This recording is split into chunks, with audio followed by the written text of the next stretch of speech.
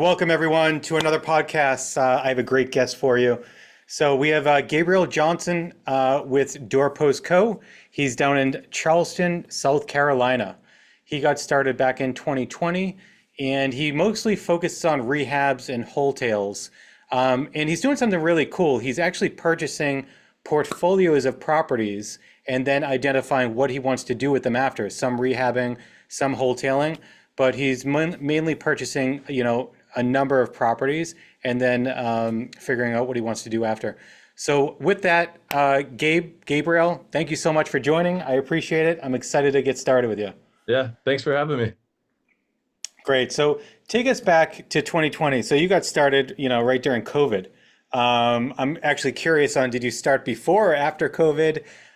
So take us back to then, like what got you into real estate? Why did you decide to get into real estate? And yeah, take us through that beginning part.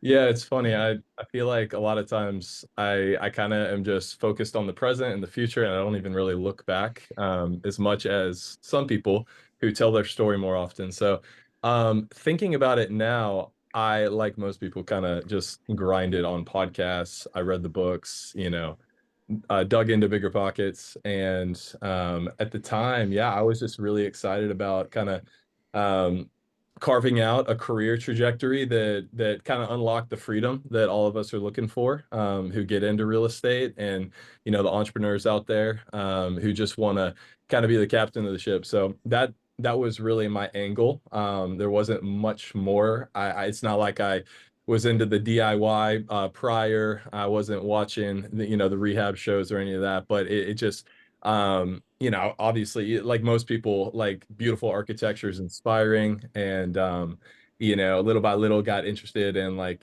construction and the process, building science, but didn't have any experience prior. And but yeah, the freedom and being my own boss, that's what really moved the needle, made me wanted to learn about it. And then, yeah, 2020 hit with COVID.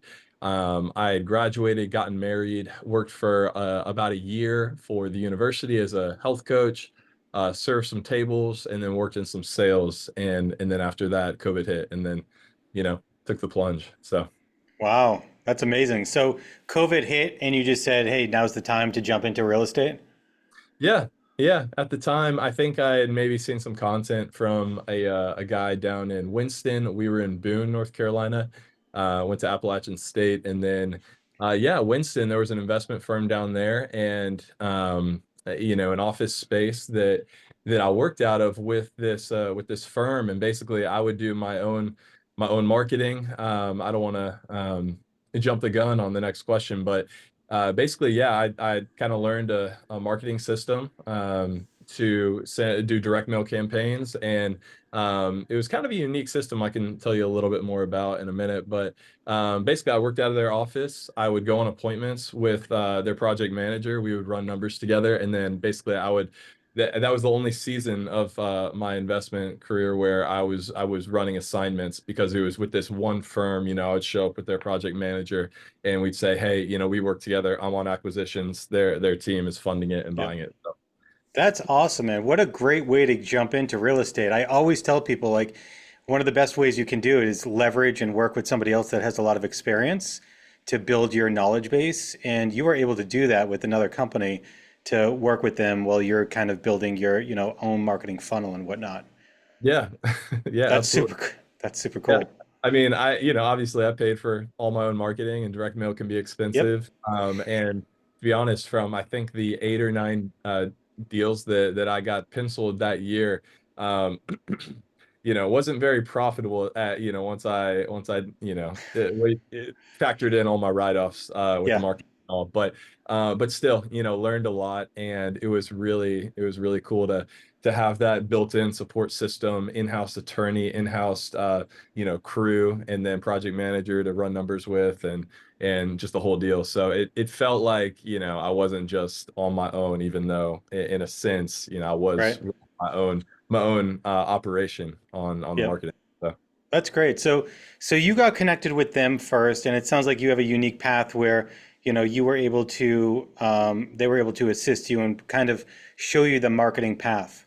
Was that just kind of, was that a surprise or like, an unknown thing that they were going to teach you about marketing? Or is that specifically why you worked with them to dive into like direct to seller marketing? Because I know when a lot of people start, they're not sure. They sometimes look online and figure out like maybe go the cold calling route and not really sure what marketing path they want to go, or even if they want to go off market. But it seems like you were much more direct with this company and they taught you the path.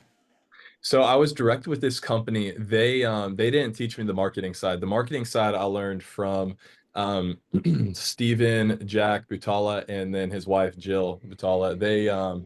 I think they maybe had a really cheap course out there that was really data driven. I think they were showing their process for buying big tracts of land, infill lots. They're mainly, I think, land people.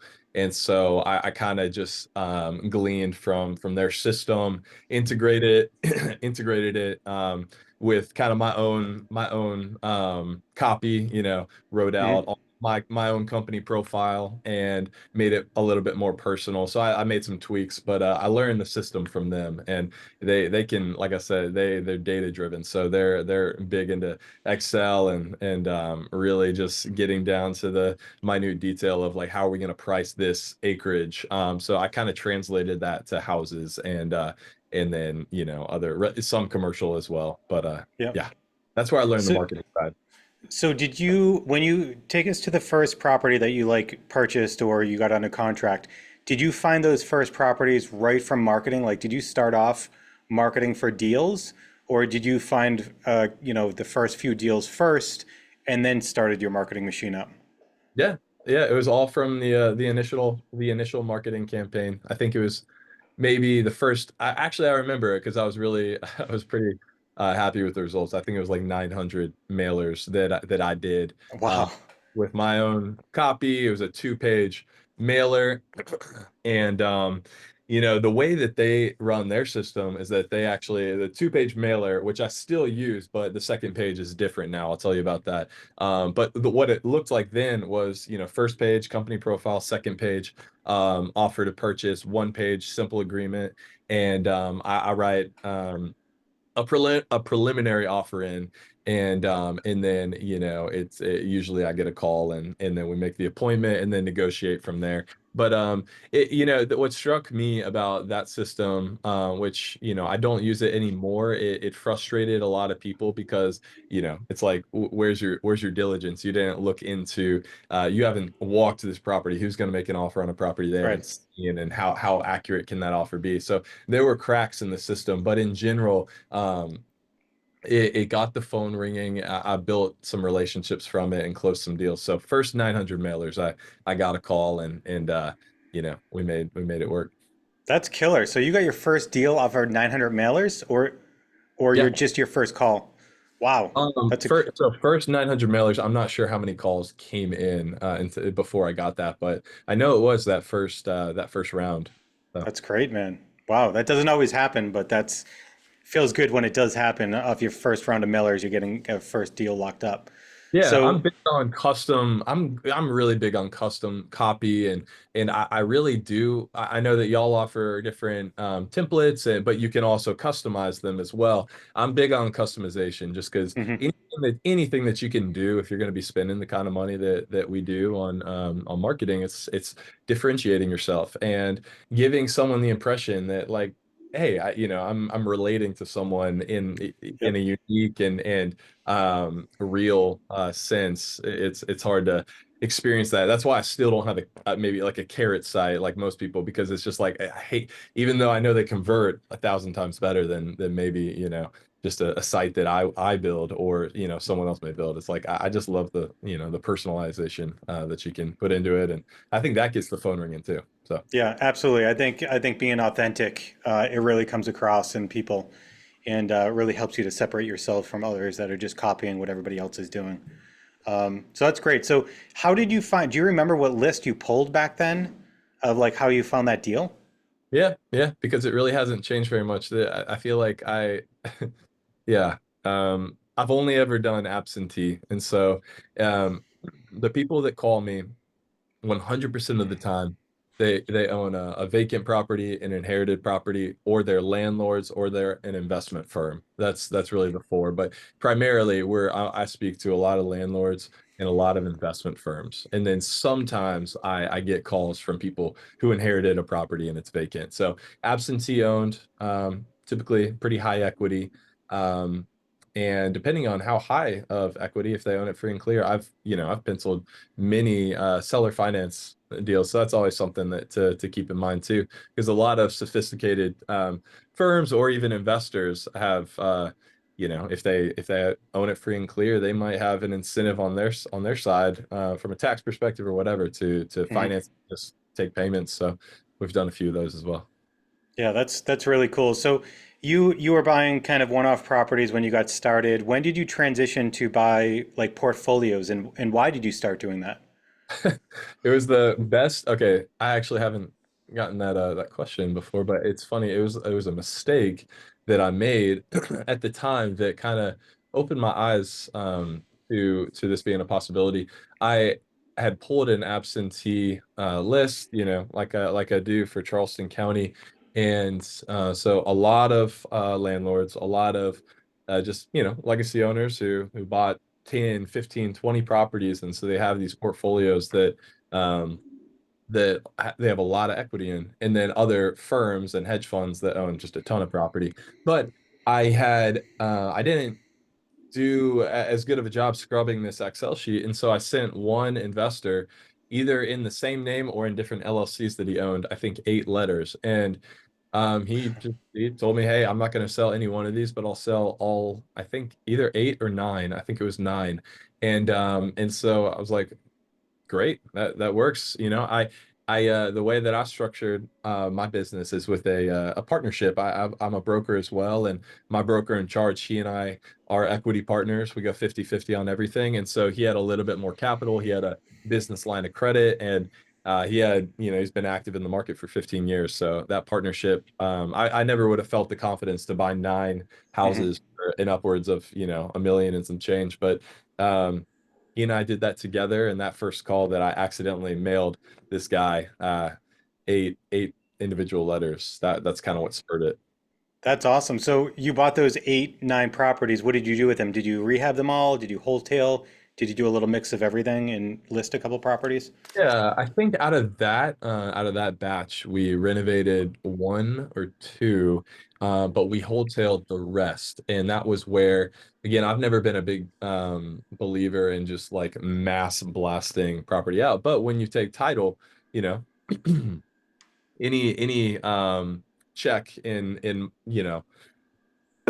my spirit that tells me, hey, at this point, it's illegal in South Carolina to market someone else's property if you don't actually have the ownership interest. But we were taking title, so we did. But anyways, yeah, we renovated 2 and then wholesaled the rest. And I think I really just sent those to a handful of investors we knew were active.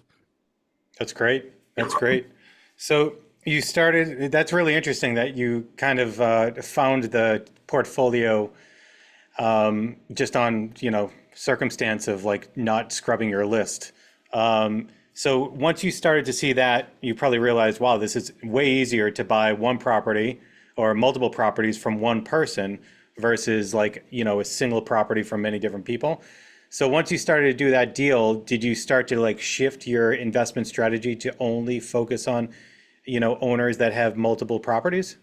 Yeah, yeah, absolutely. I made sure moving forward from there um, to it kind of bake that into my criteria for lists that I was building, that they would own at least 2, 3, 4 properties plus.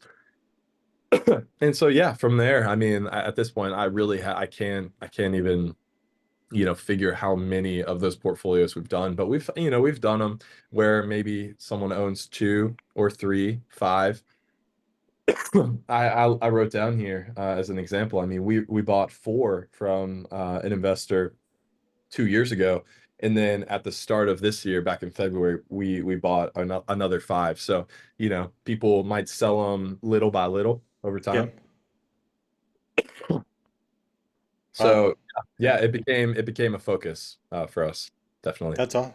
That's awesome. So Do you find that did you have to expand your geography to like find more of these types of people, or did you stay within kind of the confines of where you geographically already were?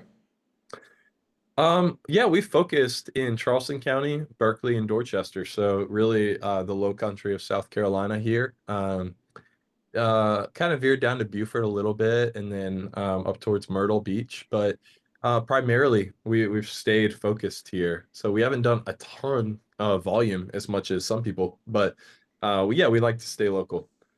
Okay. Okay. And yeah, that's really cool.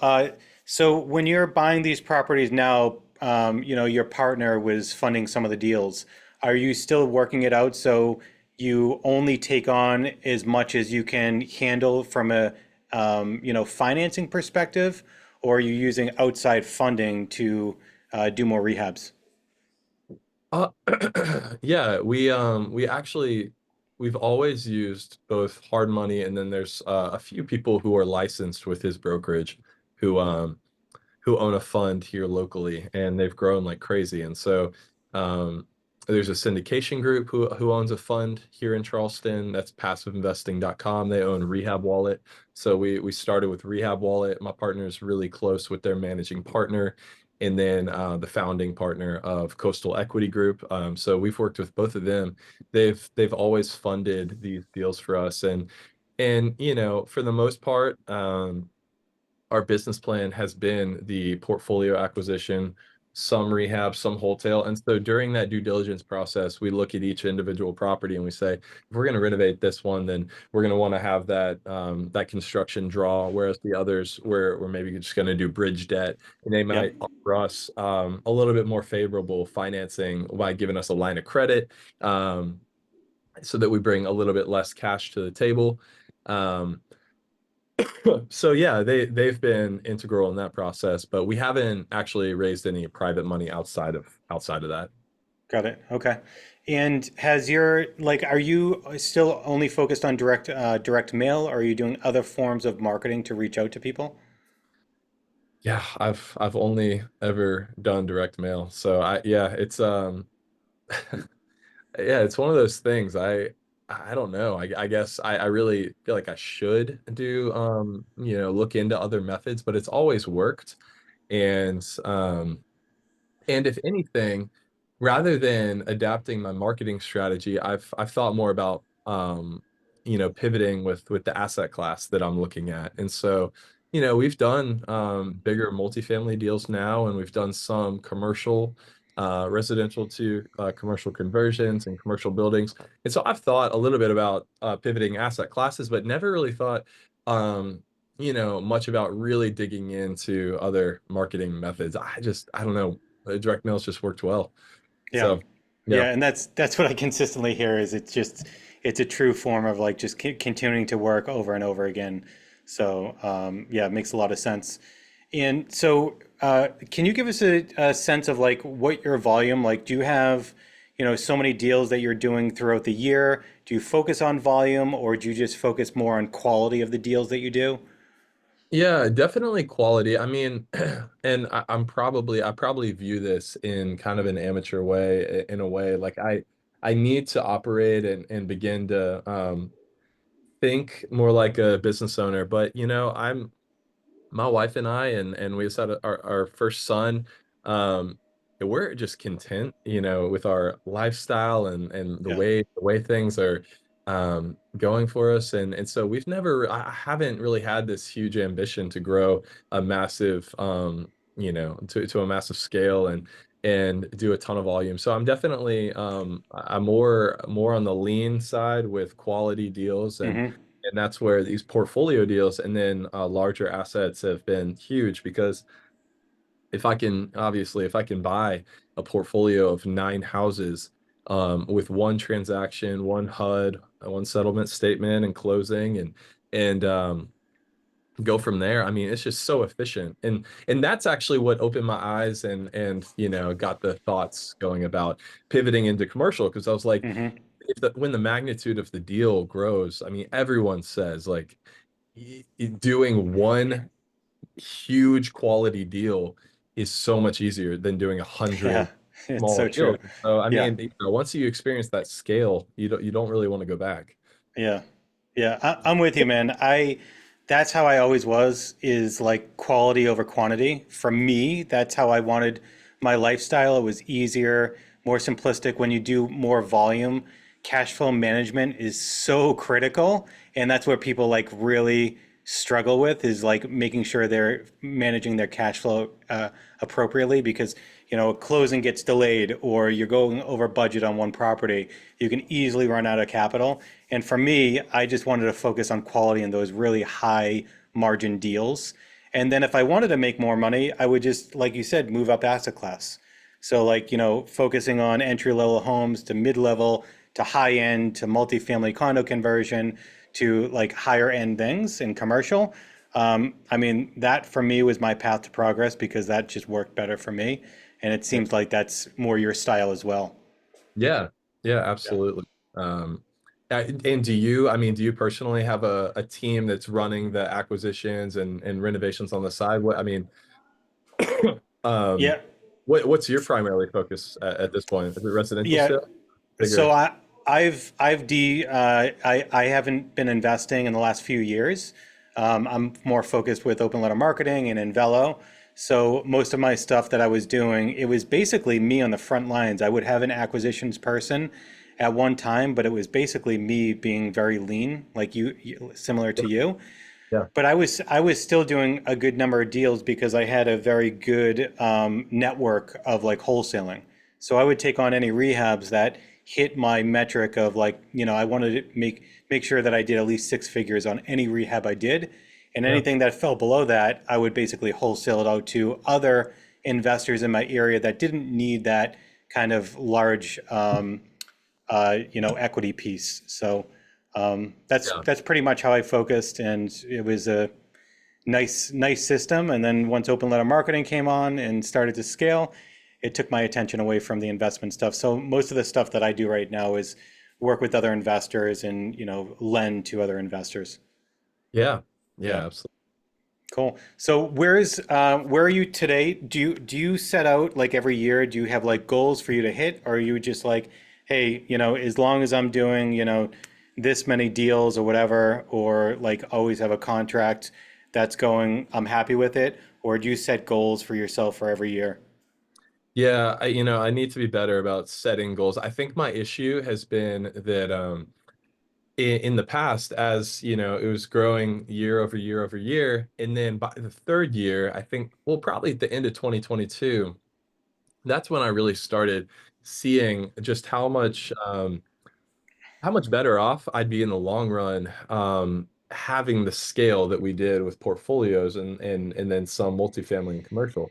And so at that point, I decided like, hey, I can't imagine just going after one-off residential homes for to renovate or wholesale or whatever our strategy may be. And so at that point, I kind of just decided, well, I want to maintain the volume that we're doing and, the spreads that we're achieving. And, I don't want to let my income, slip below a certain threshold. But no, I didn't. I really just kind of set the general goal of like, I want to grow into doing strictly portfolio multifamily and commercial. And so I Mhm. set out with that general goal, but it's been difficult to hold myself to, I'll be honest, especially, when we started our family, and Yeah. back in this past February, we had our son and I've been I've been really focused just at our at our home and being available and being present. So yeah, I think I need more clarity on what exactly um, it's going to look like moving forward into Yeah. 2025. But like you said, I think I have erred on the side of just being content with the volume that we've done and feeling comfortable, but knowing having that feeling of like, okay, Yeah. what's it gonna be next? So yeah, And that kind and that of and thing. honestly, that must be a great feeling too. Okay, well, congratulations on your first son. That's awesome. Um, but that's amazing. Like you set out with real estate, going back to what you said in 2020, you wanted more freedom and flexibility. And now you have the opportunity, right, to stay more present with your family and not have to, go to work every day and all that stuff. You can basically create the lifestyle that you want and manage that. And I think the most important thing that you set yourself up for success with is you know how to find deals. You know how to market to find deals. And I think that's the most critical skill to build a business, whether it's lifestyle based or scaling for a large business. Your ability to find deals and make that happen is critical because you don't have any deals, you don't have a business, you know how to find deals, you can do whatever you want and have as big of a business or as small as you want, but you know what you need to do. So I think that's the important part on the marketing side is giving you that tool and creating that success for you. So Yeah. so that's great. Like next year, you might say, hey, I want to scale up, and you know exactly how to do that. You just do more of what you're doing currently, if that's what you want to do. Otherwise, you stay kind of doing what you're doing and have a great lifestyle and focus on family. So Yeah. I think that's awesome, man.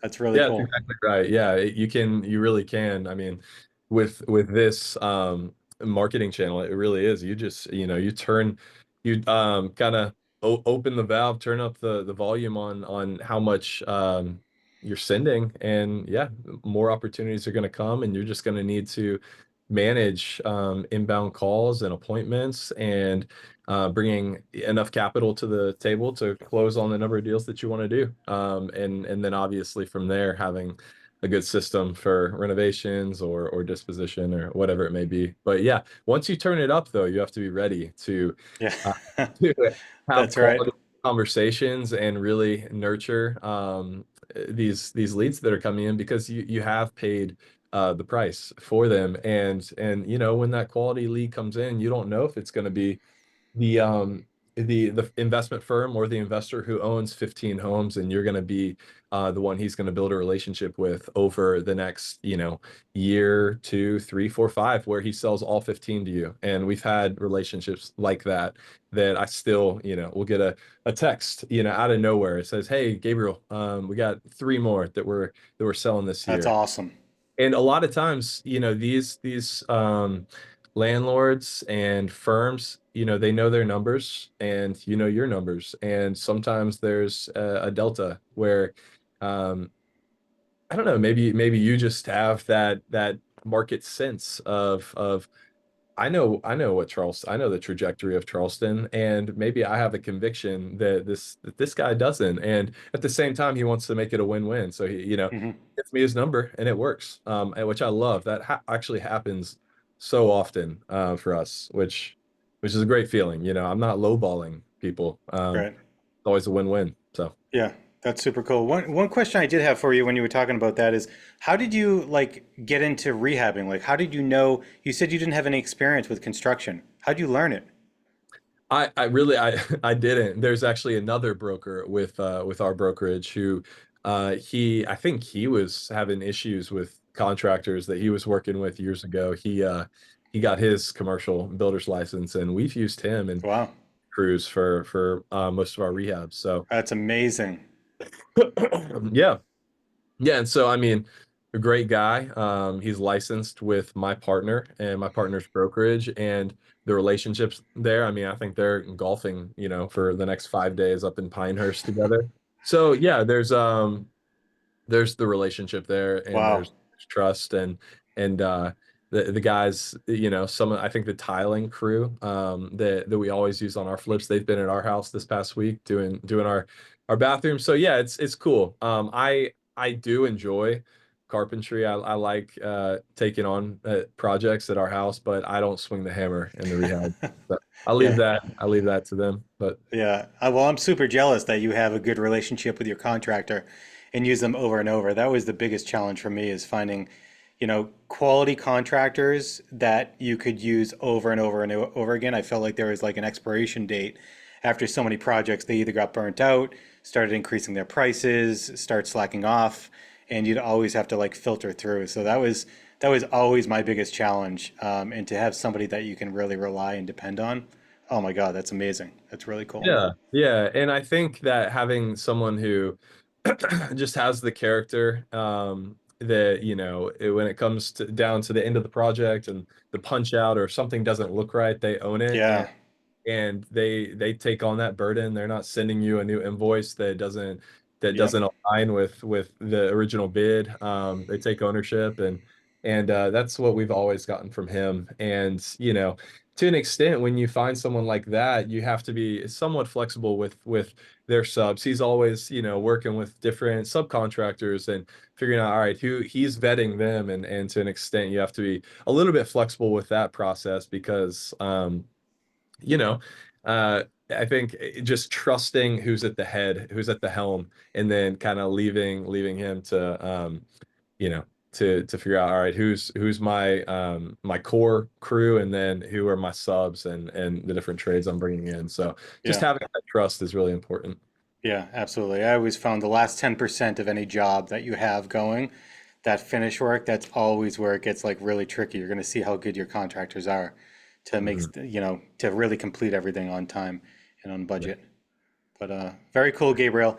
Well, just I guess the last question that I have for you is, can you give any advice to anybody getting started in real estate or even real estate like direct to seller marketing? What advice would you have for them? Mm, that is a good question. I mean, I think that a lot of people will jump into whatever method that they're pursuing to find their first or next opportunity. And a lot of times, if that method is direct mail, then you know you don't want to be spending your last $2,000 on a campaign. I would say that if you're starting out lean, um, maybe bootstrap it a little bit. Be the one Hmm. who's make the cold call or door knock or go to networking events and sit down for coffee with every rehabber in your market, and if someone else is doing acquisitions, build that relationship. But then if you are going into direct mail, I think you just have to have the patience, because like I said, it took 900 for my first call to come in to materialize and pencil a deal. But sometimes that's 4 or 5 6,000 plus if you're in a competitive market. Yep. Um, but like I said, if that call is a 15 house portfolio, or like the guy I mentioned earlier, the guy who sold us 9, um, that that would have been well worth, waiting through $6,000 of marketing spend, and vetting all the calls that are coming in and going on all those appointments. So, yeah, Yeah. patience, persistence, and conviction that the marketing material you're putting out there, it represents who you are in your business, and you stand behind it. And yeah, just have the patience, and it'll work out. Just Yeah, come. I appreciate that. I think that is so important because, as you starting out with real estate and you're starting spending money on direct mail or any type of marketing, really, the unknown is so scary. Like your money is going out and you're not getting deals and you're like, oh my God, much longer can I stick with this? And it is true. Like consistency is the most important thing. Just be consistent, stay patient. Deals will come. No, we're not any different than anybody else starting out. We just have patience. We know the system. We know what to do, and it's just consistency. And I think a lot of people starting out just get too scared, and they're like one step or like a couple days before that first deal hits, and then they stop. So Mhm. yeah, I really appreciate that advice and feedback. Yeah, yeah, absolutely. And follow up. I mean, that's another big one. Yeah, There's that's yeah, people that are just, they will never answer a call that they don't recognize, even if they were the one who called you yep, months ago. And so, being persistent and saying, hey, you actually called me 3 months ago. I just wanted to reconnect, and yeah. it might take 20, 30 calls to get them back on the Dude, phone. it's That it's so true. follow-up's Yeah, important. You paid yeah. for that lead to come in, and you just got to nurture it. So. Yeah. I remember when I got started, people would call me and I was working my day job. And I realized that anytime somebody called and I didn't answer that call, it would take me like 8 calls minimum to like get them on the phone. Mhm. So I realized that, man, if I could just answer the phone, it would save me 8 calls per person that I have to call back and try to get back on the phone. So it is Yeah. true, but follow up is so critical. I mean, most deals come through follow up. So yeah, that's Yeah. great. Yeah. And I think one last thing, I mean, we're talking about direct mail, but um, yeah, you just sometimes, even if it's direct mail, you look at that person who hasn't answered their phone, who did call you in reference to that initial letter, and it's been a long time. They're not picking up the phone, and you think it's not even worth it. It's just, it's dead. But you never know when when that next call or whatever it is that you're taking a shot at something. It might not work out, but you don't know if it will, and you don't know to what extent that will be worth your time. So we put a lot of time into these efforts that it's like one opportunity will pay Hmm. for. So yeah, you just got to be persistent and have the conviction that what you're doing is going to work. So Yeah, it does. that's great. Well, thank you so much, Gabriel. I appreciate your time and you jumping on the podcast. That's all for today. So thank you so much. Yeah, absolutely. Thanks for having me. Great.